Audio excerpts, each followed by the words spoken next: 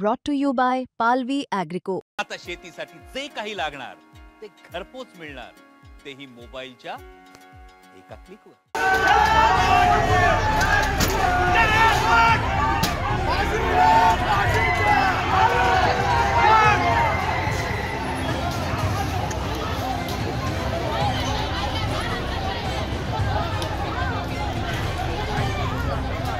हा राडा आहे मालेगावच्या कोर्टासमोरचा।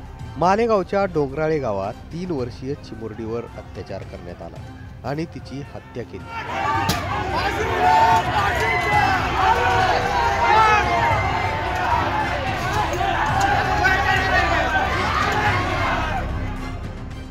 या घटनेनं नाशिक जिल्ह्यासह महाराष्ट्र हादरून गेला।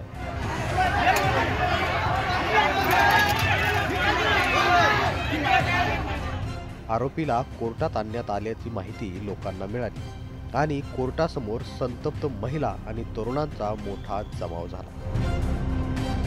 आरोपीला फाशी देण्याची जमावानं मागणी केली। अक्षरशः या जमावानं गेट तोडलं आणि आतमध्ये प्रवेश केला। यावेळी पोलिसांकडून लाठीचार्ज सुद्धा करण्यात आला।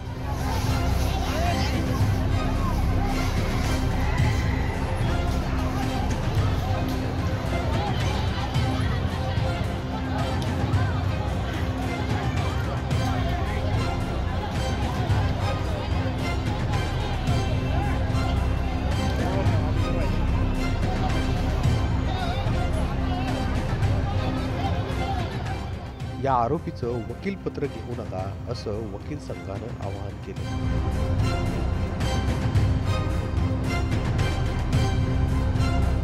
याशिवाय आंदोलनकर्त्यांनी न्यायालयाच्या दरवाजावर चपला फेकून मारल्याचं सुद्धा समजतं।